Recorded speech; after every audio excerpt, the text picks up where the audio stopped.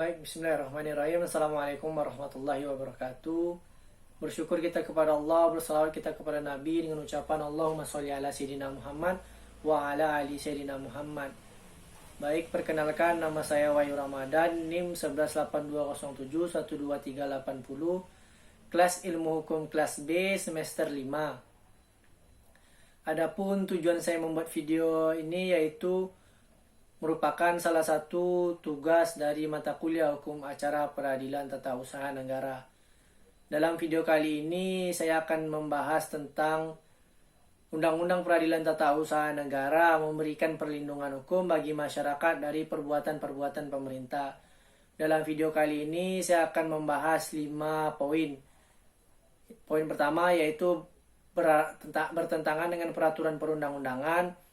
Poin kedua bertentangan dengan azas umum pemerintahan yang baik atau AAUPB pasal 53 ayat 2 huruf B Undang-Undang Nomor 9 Tahun 2004. Poin selanjutnya yaitu azas atau tolak ukur sah atau tidaknya suatu perbuatan pemerintah. Poin keempat yaitu tugas peratun. Poin kelima peranan peratun. Poin keenam objek sengketa. Baik, kita masuk ke poin yang pertama yaitu bertentangan dengan peraturan perundang-undangan. Apabila pasal yang satu dinilai bertentangan dengan pasal yang lainnya, maka yang harus dilakukan terhadap pasal tersebut adalah uji material ke Mahkamah Konstitusi. Adanya pertentangan pasal satu dengan pasal yang lain akan mengakibatkan ketidakpastian hukum. Masyarakat akan menjadi bingung untuk tunduk dan patuh pada ketentuan pasal yang mana nantinya akan bernilai keberlakuan suatu pasal. Poin kedua yaitu bertentangan dengan azas umum pemerintahan yang baik atau AAUPB pasal 53 ayat 2 huruf B Undang-Undang Nomor 9 Tahun 2004. Pasal 3 Undang-Undang Nomor 28 Tahun 99 tentang penyelenggara negara yang bersih dan bebas dari korupsi, kolusi, dan nepotisme. Junto Undang-Undang Nomor 32 Tahun 2004 tentang pemerintah daerah menyebutkan ada 9 azas umum pemerintahan yang baik atau AAUPB, yaitu azas yang pertama azas kepastian hukum, yang kedua azas ketertib penyelenggaraan, yang ketiga azas kepentingan umum, yang keempat azas keterbukaan, azas proporsionalitas, azas profesionalitas, azas akuntabilitas, azas efisiensi, dan azas efektivitas. Baik, kita masuk ke poin yang ketiga yaitu tentang azas atau tolak ukur sah atau tidaknya suatu perbuatan pemerintah. Bagi masyarakat atau badan hukum perdata merupakan dasar untuk mengajukan gugatan terhadap pemerintah atau bisa disebut Beroes-Gronden. Bagi pemerintah merupakan pedoman baginya untuk melaksanakan tugasnya. Fungsi ini secara singkat dapat dirumuskan sebagai norma pemerintahan atau Bestuurnormen.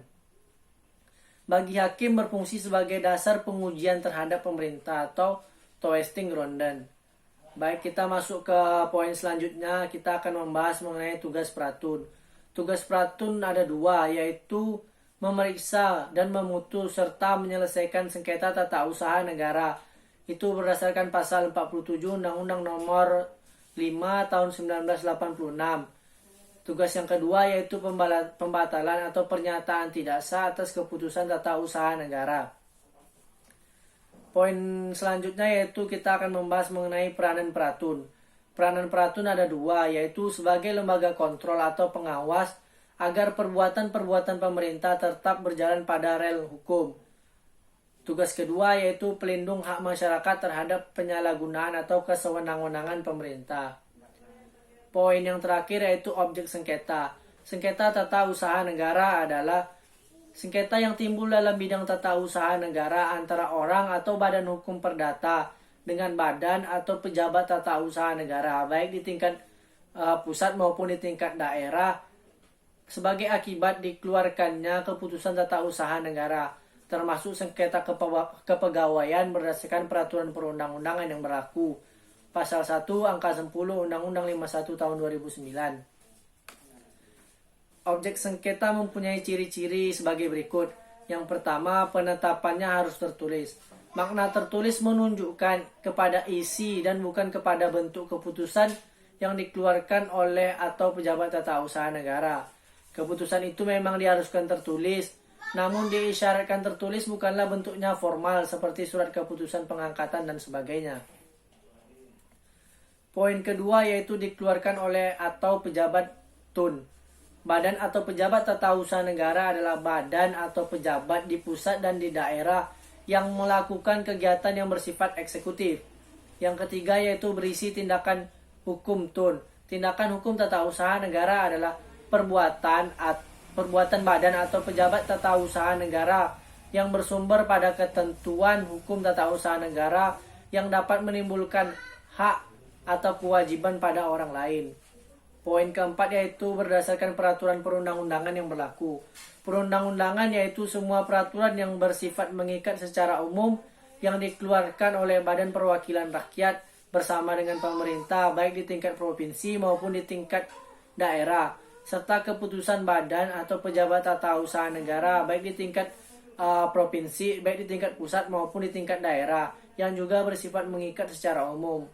Poin kelima yaitu bersifat konkret, individual, dan final. Makna konkret artinya objek yang diputuskan dalam keputusan tata usaha negara itu tidak abstrak. Bersifat individual artinya keputusan tata usaha negara itu ditujukan untuk umum tetapi tertentu baik alamat maupun hal yang dituju. Kalau yang dituju itu lebih dari seorang, tiap-tiap nama orang yang terkena keputusan itu disebutkan. Bersifat final artinya sudah definitif dan karenanya dapat menimbulkan akibat hukum. Keputusan yang masih memerlukan persetujuan instansi atau instansi lain belum bersifat final karena belum dapat menimbulkan suatu hak atau kewajiban pada pihak yang bersangkutan, belum dapat dijadikan objek TUN. 6. Menimbulkan akibat hukum bagi seorang atau badan hukum perdata. Keenam, ciri objek sengketa TUN tersebut tidak bersifat kumulatif. Artinya, untuk memenuhi kriteria sebagai keputusan tata usaha negara yang dapat dijadikan objek sengketa harus memenuhi keenam elemen tersebut di atas. Namun demikian, perlu untuk diketahui di dalam Undang-Undang 51 tahun 2009 menentukan adanya pengecualian terhadap ketentuan pasal 1 butir ke-9 Keputusan Tata Usaha Negara. Pengecualian itu diatur pasal 2 Undang-Undang Nomor 9 tahun 2004 atau disebut dengan pengecualian mempersempit, dan pasal 3 Undang-Undang Nomor 5 tahun 1986 tentang pengecualian memperluas. Pengecualian bersifat mempersempit diatur dalam pasal 2 Undang-Undang Nomor 9 tahun 2004 yang menegaskan bahwa tidak termasuk dalam pengertian keputusan tata usaha negara adalah sebagai berikut. A. Keputusan tata usaha negara yang merupakan perbuatan hukum perdata. B. Keputusan tata usaha negara yang merupakan pengaturan yang bersifat umum. C. Keputusan tata usaha negara yang masih memerlukan persetujuan. D. Keputusan tata usaha negara yang dikeluarkan berdasarkan Kitab Undang-Undang Hukum Perdata atau Kitab Undang-Undang Hukum Pidana atau peraturan perundang-undangan lain yang bersifat hukum pidana. E. Keputusan tata usaha negara yang dikeluarkan atas hasil pemikiran badan peradilan berdasarkan ketentuan perundang-undangan yang berlaku. F. Yaitu keputusan tata usaha negara mengenai tata usaha Angkatan Bersenjata Republik Indonesia. G. Keputusan panitia pemilihan baik di tingkat pusat maupun di tingkat daerah mengenai hasil pemilihan umum. Pengecualian bersifat memperluas diatur pasal 3 Undang-Undang Nomor 5 tahun 1986 yang menegaskan bahwa A. Apabila badan atau pejabat tata usaha negara tidak mengeluarkan keputusan sedangkan hal itu menjadi kewajibannya, maka hal tersebut disamakan dengan keputusan tata usaha negara.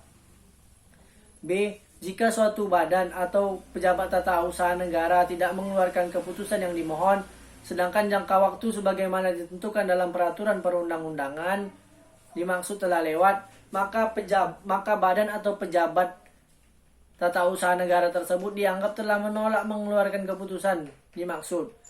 Poin ketiga yaitu dalam hal peraturan perundang-undangan yang bersangkutan tidak menentukan jangka waktu sebagaimana dimaksud di dalam ayat 2, maka setelah lewat jangka waktu 4 bulan sejak diterimanya permohonan, badan atau pejabat tata usaha negara yang bersangkutan dianggap telah mengeluarkan keputusan penolakan. badan atau pejabat tata usaha negara yang menerima permohonan dianggap telah mengeluarkan keputusan tersebut apabila tenggang waktu yang ditetapkan telah lewat dan badan hukum atau pejabat tata usaha negara itu bersikap diam, tidak melayani permohonan yang telah diterimanya. Baik, sekian video saya kali ini. Apabila ada salah-salah kata, saya mohon maaf. Afa minkum. Assalamualaikum warahmatullahi wabarakatuh.